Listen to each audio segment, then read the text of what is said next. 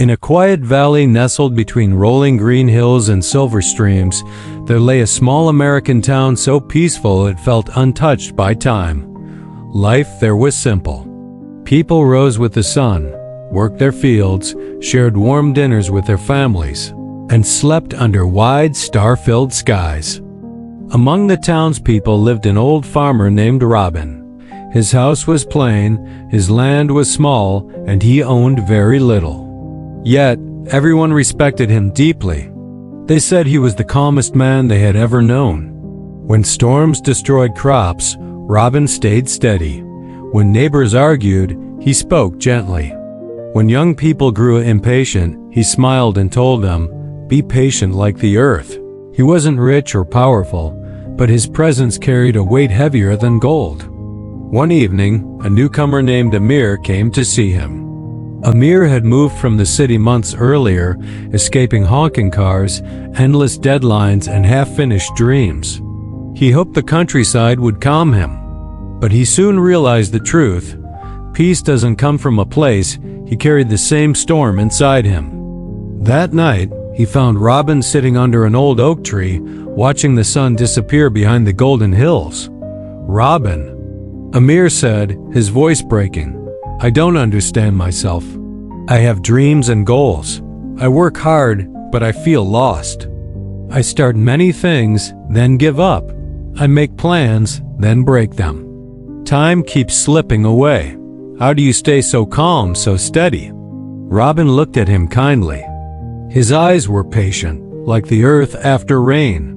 He stood up slowly, brushed the dust from his clothes, and said only, "Come with me." They walked along a narrow dirt road. The evening breeze carried the smell of fresh soil, and crickets sang from the grass. Amir noticed how balanced Robin's steps were, not rushed, not slow, simply steady. At last they reached a small stream at the edge of the woods. Its water flowed clear and cool. "Look at this stream," Robin said. "It doesn't rush, it doesn't stop. Every day it flows steady and patient. It clears rocks, nourishes the ground, and gives life to everything around it." "That is discipline," Amir frowned. "But how does this explain my problem? I try hard, but I still fail." Robin smiled gently. "Because you live like a storm, Amir, loud and powerful for a moment, but gone the next. Storms shake the world, but they always pass. The stream remains. It shapes the land little by little." Seeing the confusion in Amir's eyes, Robin sat on a rock and began to share his own story. "Long ago, I was just like you. I wanted everything: money, fame, recognition. I started many things but always quit. I blamed the world for my failures. Eventually, I went to the mountains to find a teacher. He didn't give me secrets or speeches. He handed me a clay pot and gave me a simple task.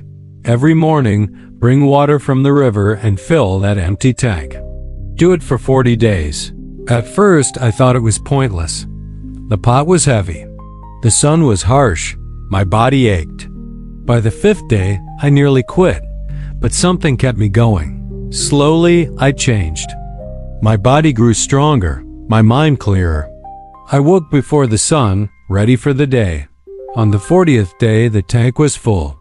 My teacher said, "Now you understand. Discipline is not punishment, it is training. It is freedom from the chaos inside you." Robin picked up a small stone from the stream and placed it in Amir's hand. "You see this stone?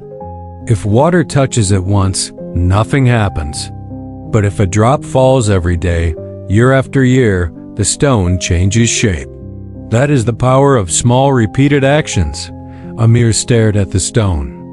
For the first time in years, his restless heart became quiet. He realized his life had been storm-short bursts of passion followed by long silence. He had never learned to be the stream. "Don't wait for motivation," Robin said softly. "Don't chase perfect plans. Choose one path. Show up every day, even when it's boring, even when no one sees you. Life doesn't reward bursts of effort. It rewards steady footsteps." That night, Amir lay awake replaying Robin's words. The next morning, before sunrise, he sat at his desk and began to write. Not with passion, but with quiet discipline. Day after day, he returned. People laughed, saying he would quit again, but he didn't. Slowly, he grew calmer, clearer, stronger. Months later, Amir was no longer a storm. He had become steady like the stream. And for the rest of his life, he carried this truth. Storms may roar and vanish, but it is the patient stream that shapes the land forever.